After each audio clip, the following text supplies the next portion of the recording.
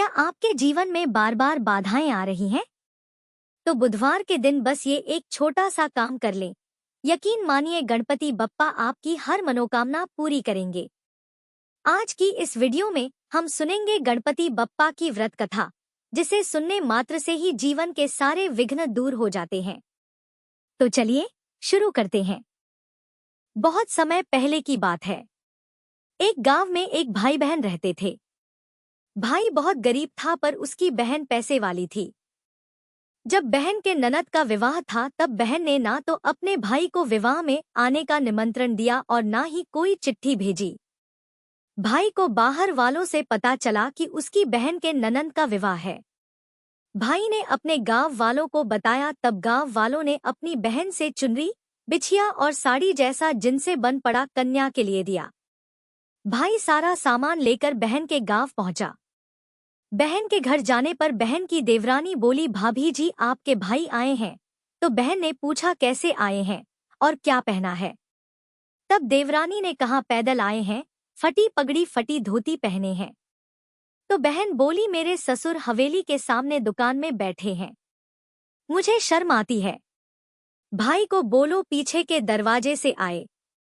भाई के आते ही बहन ने भाई को एक कमरे में बंद कर बाहर से ताला लगा दिया। एक तरफ लड़की का विवाह हो रहा था, गाजे बाजे बज रहे थे, अतिथियों को भोजन कराया जा रहा था और दूसरी तरफ भाई को कोई भी पानी तक पूछने वाला नहीं था। तभी भांजे की बहू को दया आई और उसने दरवाजा खोल दिया। दरवाजा खुलते ही भाई वहां से भागा।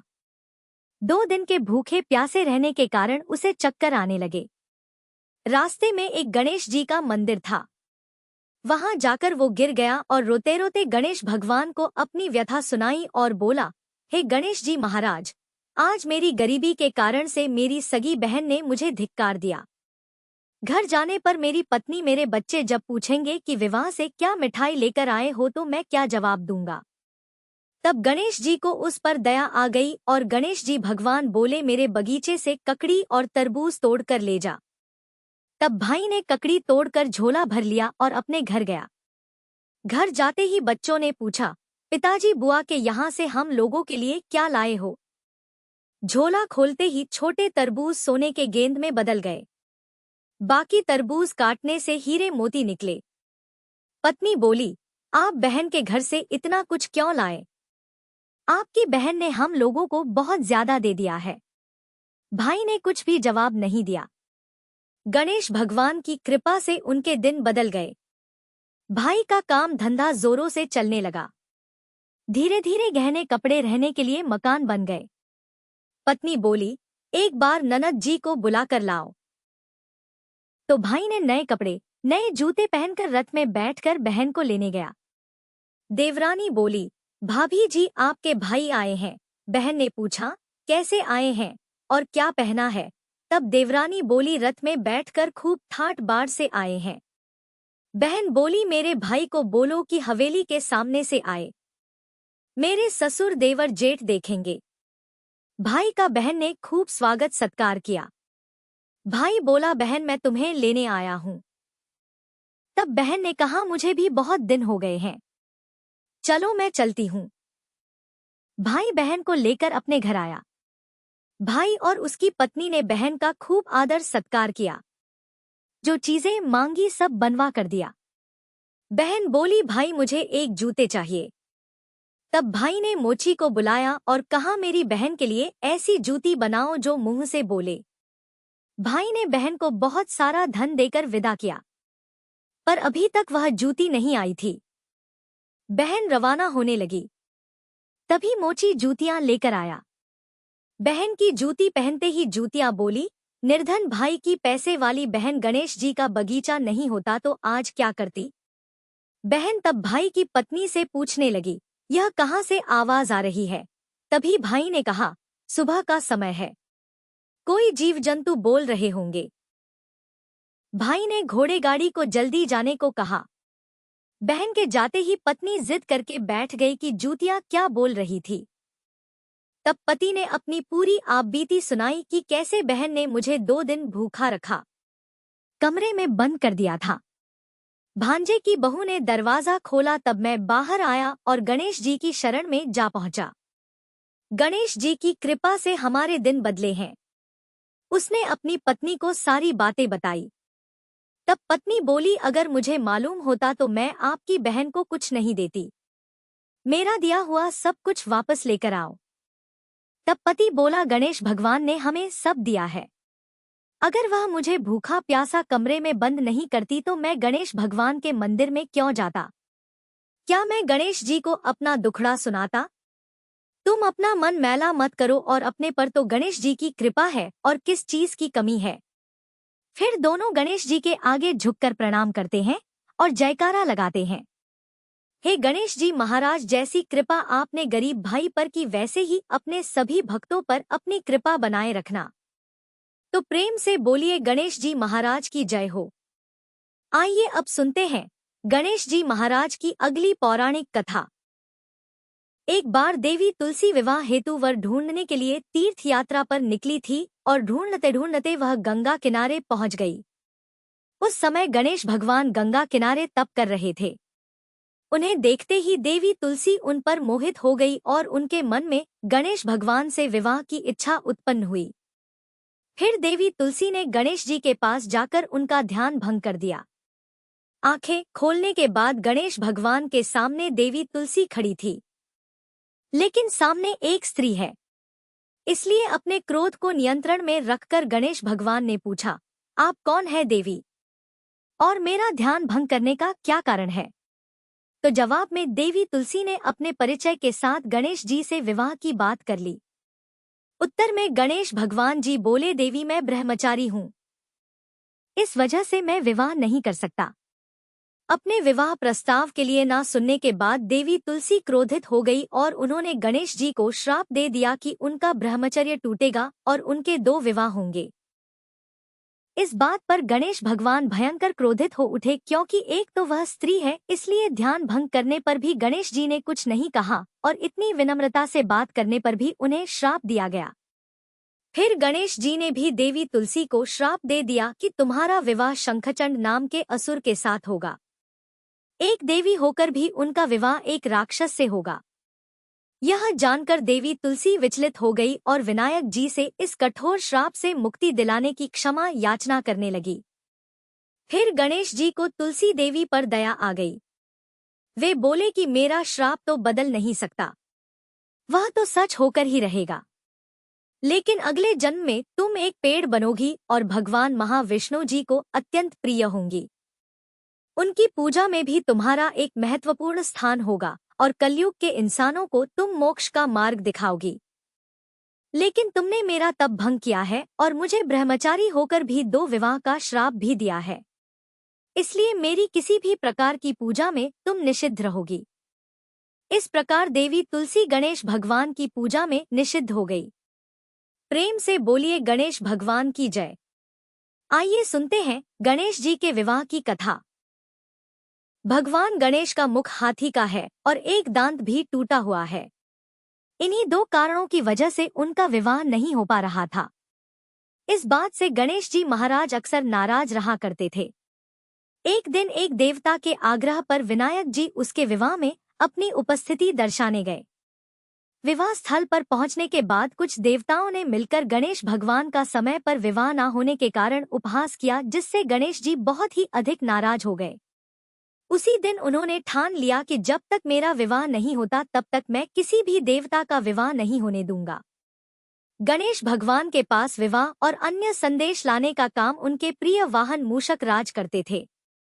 अब मूषक राज जब भी किसी देवता के विवाह का समाचार लाते तब गणेश जी उसे आदेश देते और मूषक राज अपनी सेना के साथ जाकर उस विवाह के मंडप को गिराकर तहस-नहस कर देते और बारातियों को भी भगा देते। इस तरह गणेश जी और मूषक राज की मिलीभगत की वजह से किसी भी देवता का विवाह नहीं हो पा रहा था। गणपति जी के व्यवहार से तंग आकर सभी देवी देवता भगवान शिव और माता पार्वती जी के पास पहुंच गए और इस विराट समस्या का समाधान मांगने लगे। भगवान शिव और माता पार्वती ने कहा कि इसका हल तो आपको केवल ब्रह्मदेव जी के पास ही मिल सकता है। कृपा करके आप ब्रह्मलोक को जाएं। तब माता पार्वती और महादेव जी को प्रणाम करके सभी देवी देवता ब्रह्मा जी के पास प्रकट हुए। देवताओं की समस्या को ठीक से सुनने के बाद ब्रह्मा जी ने अपनी योग शक्ति से 2 कन्याओं का निर्माण किया। कन्याओं का नाम था रिद्धि और सिद्धि। वह दोनों ब्रह्मा जी की मानस पुत्रियां थीं। उन्हें लेकर ब्रह्मा जी गणेश महाराज के पास गए और उनसे अपनी पुत्रियों को ज्ञान एवं शिक्षा प्रदान करने का निवेदन करने लगे। ब्रह्मा जी का मान रखने के लिए एकदंत भगवान ने रिद्धि और सिद्धि को शिक्षा देना आरंभ किया।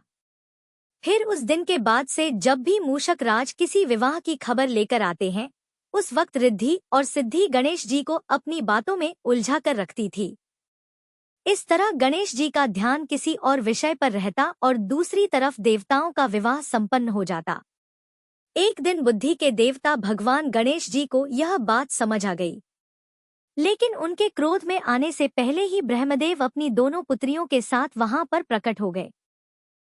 रिद्धि और सिद्धि को सामने देखते ही गणेश जी का क्रोध बढ़ने लगा, किंतु विनायक जी के मुख से कोई भी शब्द निकलने के पहले ही भगवान ब्रह्मदेव ने कहा है, गणेश जी आपने स्वयं ही मेरी पुत्रियों को शिक्षा दी है और अब मुझे इन दोनों के विवाह योग्य कोई वर नहीं मिल रहा।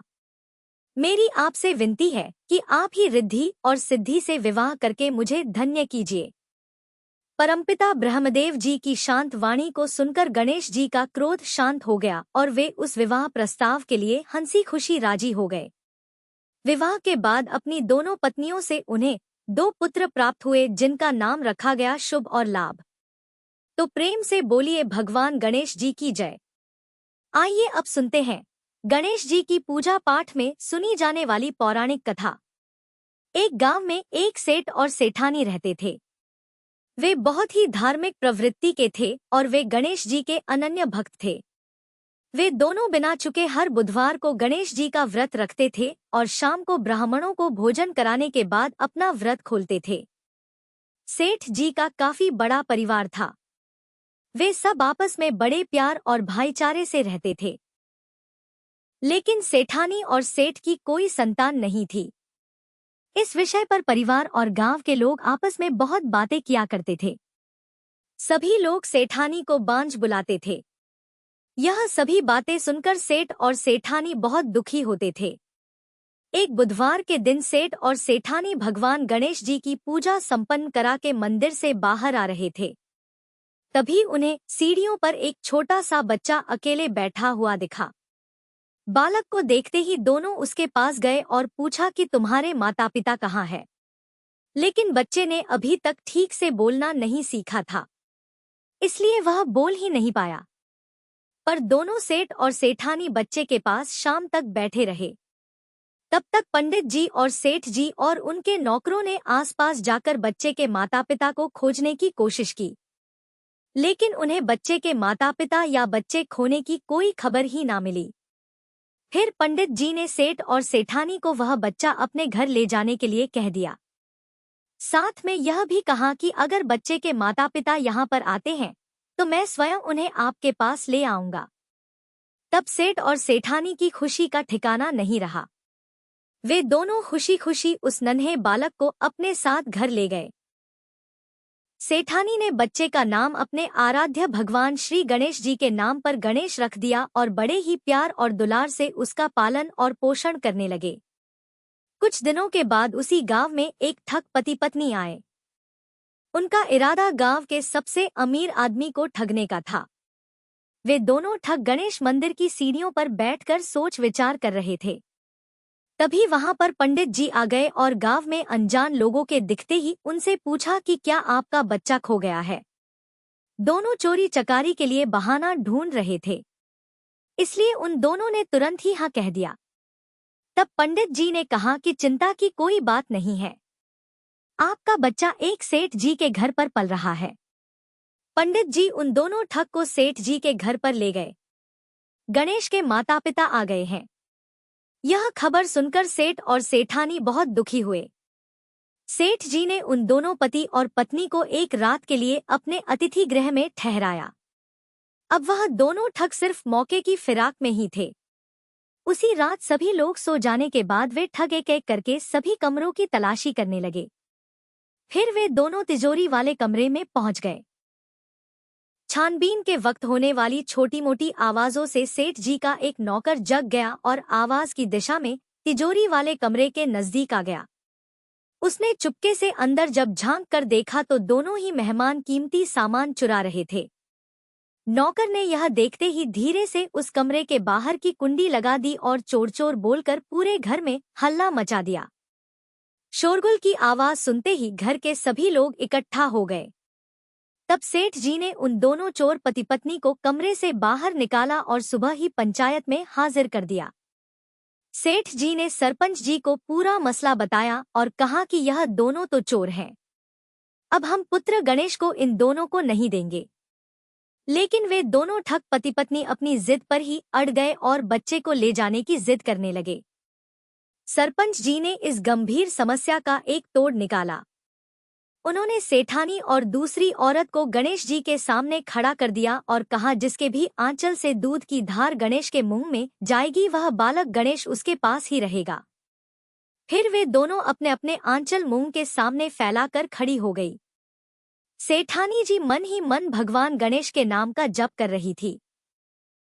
देखते ही देखते गणेश भगवान की कृपा से सेठानी की आंचल से दूध की एक धार गणेश जी के मुंह में गिरी और इस तरह बालक गणेश सेठ और सेठानी के साथ हमेशा के लिए रहने लगा।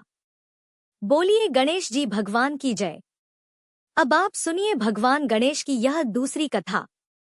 बहुत समय पहले की बात है। एक दिन गणेश जी धरती पर सैर कर रहे थे।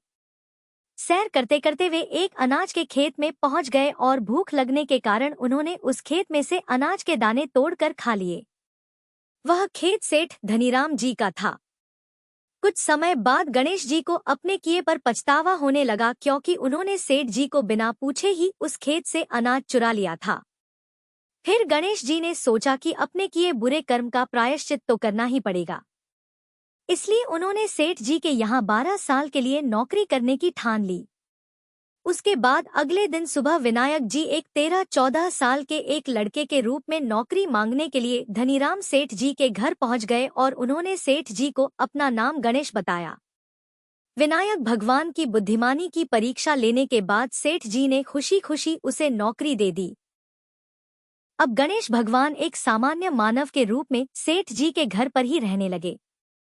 एक दिन सेठ जी की पत्नी शाम के समय घर का काम खत्म करने के बाद राख से हाथ धोने जा रही थी। यह देखकर गणेश जी ने सेठानी जी के हाथ पकड़कर जबरदस्ती मिट्टी से हाथ धुलवा दिए। गणेश जी की इस हरकत से सेठानी जी बहुत गुस्सा हुई और उन्होंने सेठ जी के कमरे में जाकर गणेश की शिकायत कर दी। सेठानी की सब बातें सुनने के बाद सेठ धनीराम ने गणेश को बुलाया और इस हरकत का कारण पूछा। तब गणेश जी बोले कि सेठानी शाम के समय राख से हाथ धो रही थी और ऐसा करने से घर की लक्ष्मी नाराज होती है, इसलिए मैंने उनके हाथ मिट्टी से धुलवा दिए। इससे घर पर माता लक्ष्मी की कृपा बनी रहेगी। यह सब सुनकर सेठ जी ने सोचा कि गणेश जी की सोच तो बहुत अच्छी है। इसके कुछ दिनों के बाद कुंभ मेले का शुभ अवसर आया। तब सेठ जी ने गणेश को बुलाया और कहा कि सेठानी जी को कुंभ मेले में स्नान करा लाओ। तब सेठानी और गणेश स्नान के लिए मेले में पहुंचे। वहां पहुंचने के बाद सेठानी जी नदी के किनारे बैठकर नहाने लगी। उन्हें ऐसा करते देखकर गणेश दौड़कर आए और सेठानी जी के दोनों हाथ पकड़कर उन्हें नदी के अंदर लेकर गए। उनसे पानी में डुबकी लगवाई और फिर किनारे पर ले आए। अब गणेश की इस हरकत से तो सेठानी को बहुत गुस्सा आया। सेठानी जी घर आते आते पूरे रास्ते गणेश को ताने मारने लगी, लेकिन गणेश भगवान सब कुछ शांति से सुन रहे थे। घर आते ही सेठानी ने सेठ जी के पास फिर से खड़े होकर शिकायत की। तब सेठ जी ने फिर से गणेश को बुलाया और पूछा कि तुमने ऐसा क्यों किया। गणेश जी बोले, सेठ जी सेठानी जी नदी के किनारे बैठकर गंदे पानी से नहा रही थी तो मैंने उन्हें नदी में ले जाकर साफ पानी में डुबकी लगवाई। ऐसा करने से उन्हें अगले जन्म में बहुत बड़ा राजपाट और वैभव मिलेगा। सेठ जी ने सोचा कि गणेश के विचार तो बहुत अच्छे हैं, मेरे परिवार का भला सोचता है।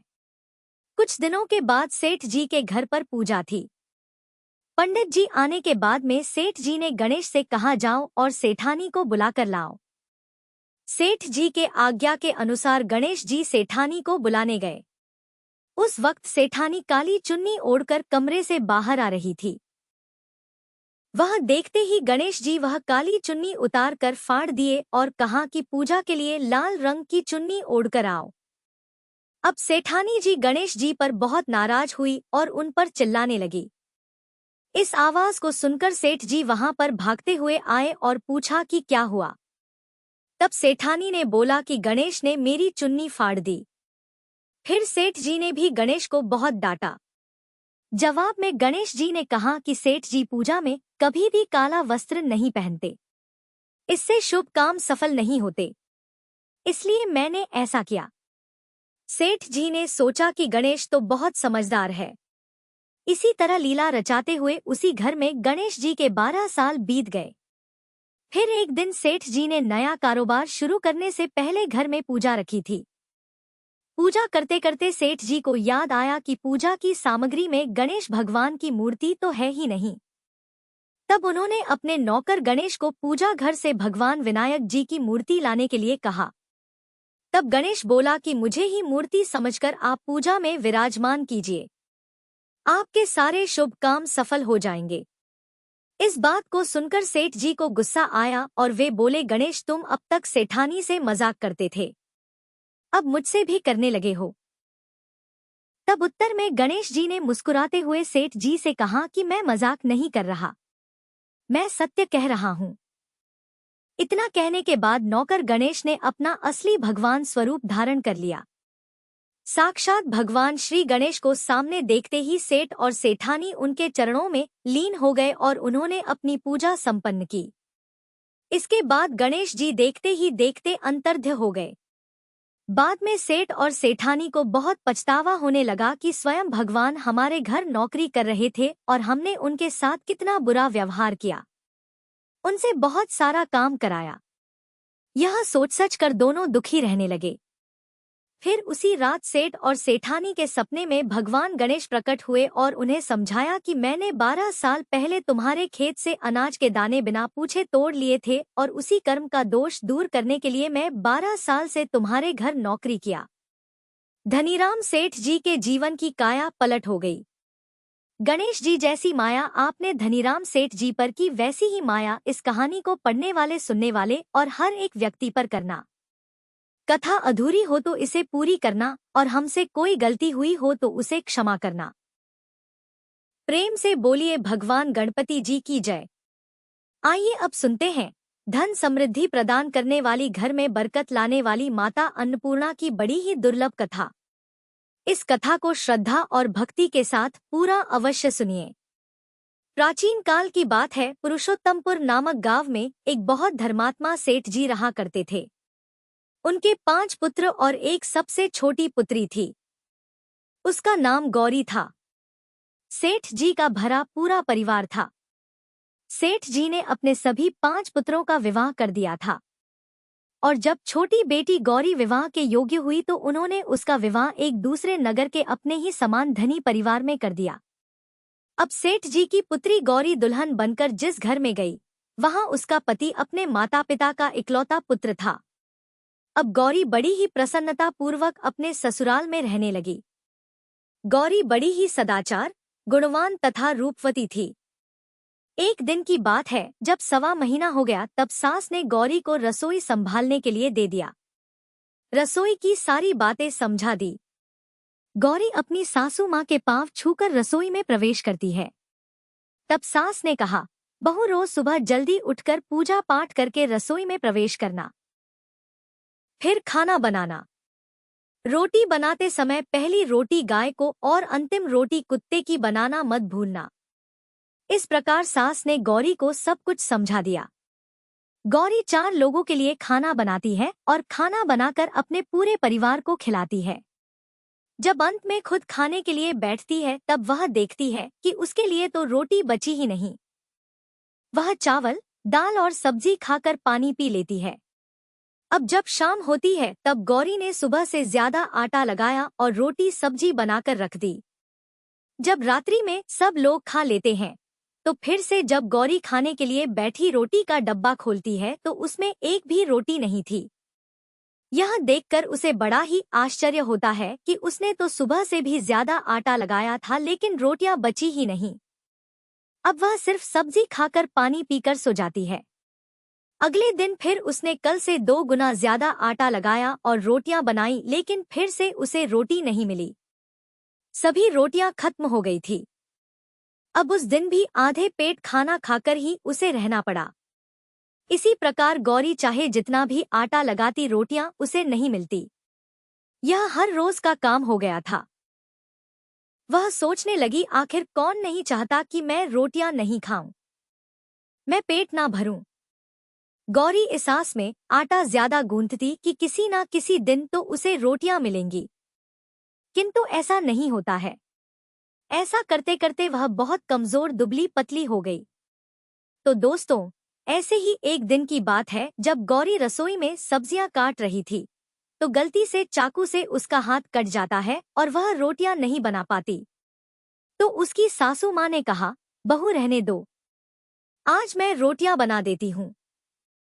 तो गौरी ने कहा, नहीं सासू माँ, आप आटा लगा दीजिए, मैं रोटियां बना दूंगी। तो दोस्तों, उस दिन सासू माँ ने आटा लगाया और फिर बहू को दिया। बहू रोटियां बनाकर रख देती है। घर के सभी सदस्य रात के समय जब खाना खाने लगते हैं, सब लोग जब खाना खा लेते हैं, तब बारी आती है गौरी की। तो वह बहुत दुखी मन से खाना खाने बैठती है। वह सोचती है, आज तो सासू माँ ने आटा गूंथा है, वह भी बहुत कम। आज तो मेरे लिए रोटियां बची ही नहीं होंगी। यह सोचकर बहू मन ही मन बहुत दुखी होती है। किंतु जब वह रोटी के डिब्बे को खोलती है तो उसने देखा कि उसमें 4-5 रोटियां पड़ी है। यह देखकर बहू बहुत खुश होती है। अब क्या था, ऐसे ही 7 दिनों तक बहू की सासू माँ आटा गूंथने लगी और बहू रोटियां बनाती थी। बहू को रोज रोटियां मिलने लगी। इन 7 दिन बहू ने भर पेट खाना खाया। जब 8वां दिन आया तो बहू का हाथ भी ठीक हो गया था। तब सासू माँ ने कहा कि गौरी बेटा, क्या मैं आज आटा गूंथ दूं या फिर तुम आटा गूंथ लोगी? तब गौरी ने कहा, नहीं माँ, मेरा हाथ अब ठीक हो गया है, मैं आटा गूंथ दूंगी। उस दिन गौरी ने आटा गंथा और रोटियां बनाई। सबको प्रेम पूर्वक खाना खिलाया। जब उसके खाने की बारी आई तब उसने देखा कि रोटी के डिब्बे में तो रोटी है ही नहीं। पूरी रोटी खत्म हो गई। यह देखकर वह गौरी बहुत ही आश्चर्य में पड़ जाती है। वह सोचती है, जब तक सासू माँ ने आटा लगाया तब तक तो मुझे रोटियां मिलती थी, लेकिन जब से मैं आटा गूंथने लगी तो मुझे रोटियां ही नहीं मिलती, जबकि सासू माँ मुझसे बहुत ही कम आटा गूंथती। इसके बाद भी पूरा परिवार उसमें खा लिया करता था। ऐसी क्या बात है? यह सारी बातें सोचकर गौरी बहुत ही परेशान हो जाती है और दिन भर दुखी रहती थी। एक दिन की बात है, गौरी के पति ने गौरी से पूछा कि गौरी, तुम इतना उदास क्यों रहती हो? इतना सारा धन संपत्ति सब तुम्हारा ही तो है, तुम्हें रोकने टोकने वाला कोई नहीं है, तुम अपने मन से अपनी पसंद का भोजन बनाकर खाती हो, तुम दिन प्रतिदिन इतनी कमजोर कैसे होती जा रही हो? गौरी ने लाज और संकोच से अपने पति को कुछ नहीं बताया। तब उसके पति ने सोचा कि शायद उसकी पत्नी को उसके माता पिता की याद आ रही है। इसलिए अगले दिन गौरी का पति अपने माता पिता से कहता है कि पिताजी, मुझे लगता है कि गौरी को उसके माता पिता की याद आ रही है, मैं उसे उसके मायके ले जाकर सबसे मिलवा लाता हूँ। अपने बेटे की बात सुनकर गौरी के सास ससुर तैयार हो जाते हैं और उसे जाने की अनुमति दे देते हैं और कहते हैं, बेटा, यदि बहू को अपने माता पिता से मिलकर प्रसन्नता होती है तो अवश्य ही तुम उसे उसके मायके ले जाओ। अब गौरी का पति अपनी पत्नी को लेकर उसके मायके जाता है। दामाद और बेटी को देखकर उनका बहुत ही आबगत होता है। तरह तरह के व्यंजन बनाए जाते हैं, उन्हें खिलाए जाते हैं, बहुत सेवा सत्कार होता है। उसी दिन रात्रि में समय मिलने पर गौरी की माँ ने अपनी बेटी को कोने में ले जाकर पूछा, बेटी, तुम इतनी दुबली पतली कैसे हो गई? तुम तो बहुत ही कमजोर दिख रही हो। क्या बात है? तुम्हें कौन सी बात खाए जाती है? क्या तुम्हारे ससुराल वाले तुम्हारी चिंता नहीं करते? तुम्हें दुख देते हैं, या ऐसी कौन सी बात है जिससे तुम्हारी यह दशा हो गई है? अपनी माँ की बात सुनकर गौरी अपनी सारी परेशानी, सारी चिंताएं, सब कुछ बताती है। अपनी बेटी की बात सुनकर गौरी की माँ ने कहा, बेटी, हमें लगता है माता अन्नपूर्णा तुमसे नाराज हो गई है। इस विषय में तो मैं कुछ नहीं कर सकती, क्योंकि तुम्हारे ससुराल में हमारा बोलने का कोई अधिकार नहीं है। इसलिए मैं तो कहूंगी कि तुम यहाँ से जाने के बाद इस विषय में अपनी सास और ससुर से बात करना। वही कुछ हल बताएंगे और तुम्हारी समस्या का समाधान होगा। बेटी, माँ अन्नपूर्णा जिससे नाराज होती है उसके साथ ऐसा ही होता है। अब अपनी माँ की बातें सुनकर गौरी निश्चय करती है कि वह सारी बातें अपनी सासू माँ से कहेगी।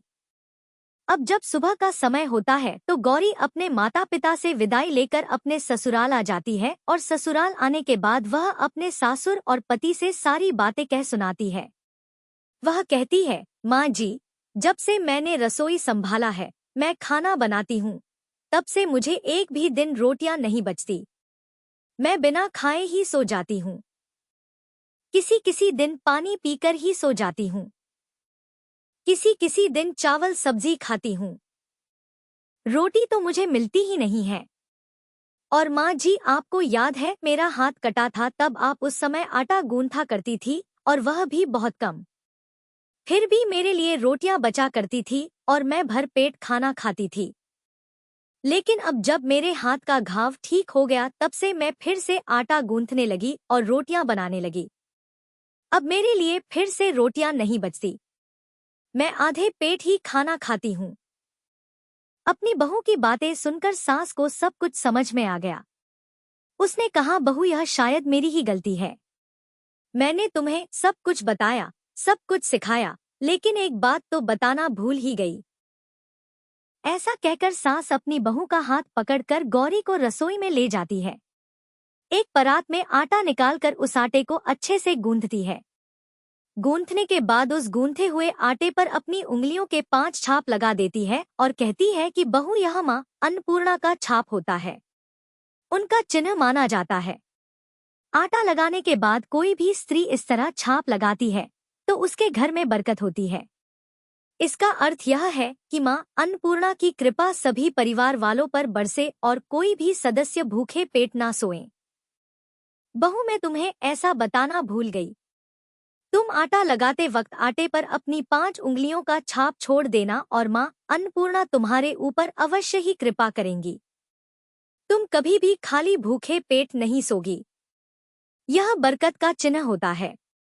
अब अपनी सासू माँ की बात सुनकर बहू हर रोज आटा गूंथती और फिर उस पर अपनी 5 उंगलियों की छाप छोड़ देती और फिर रोटियां बनाती। अब बहू को हर रोज रोटियां मिलने लगी।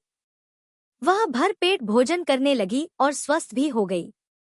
माँ अन्नपूर्णा की कृपा उस पर बरसने लगी। उसके हाथ में माँ अन्नपूर्णा का वास हो गया। घर पर कोई भी सदस्य भूखा नहीं रहता और जो कोई मेहमान आता या कोई भीख मांगने के लिए भिक्षुक आता, उसे भी वह खाना खिलाकर ही घर से विदा करती। इस प्रकार बहू के ऐसा करने से उसके घर में बरकत होने लगी, अन्न की वर्षा होने लगी। तो प्रिय भक्तजनों, आटे को गूंथकर उस पर 5 उंगलियों का छाप लगाना हमारी पुरानी परंपरा है। यह माता लक्ष्मी जी और माता अन्नपूर्णा का चिन्ह माना जाता है। ऐसा करने से माता अन्नपूर्णा सदा प्रसन्न रहती है और घर वालों पर अपनी कृपा दृष्टि बनाए रखती है। हमारे पूर्वजों से लेकर अब तक यह परंपरा चली आ रही है। सभी माताएं बहनें अपनी 5 उंगलियों की छाप आटे पर अवश्य ही लगाती हैं और मां अन्नपूर्णा से प्रार्थना करती है कि सबका पेट भरना, सबका कल्याण करना और घर में अन्न धन की वर्षा करना। तो प्रेम से बोलिए, अन्नपूर्णा माता की जय। ओम नमः शिवाय। जय माता दी, जय। तो यह थी बुधवार गणपति व्रत की संपूर्ण कथा। हमें कमेंट करके जरूर बताएं कि आपको यह कथा कैसी लगी और आप अगली कथा कौन सी सुनना चाहेंगे। मिलते हैं अगले वीडियो में।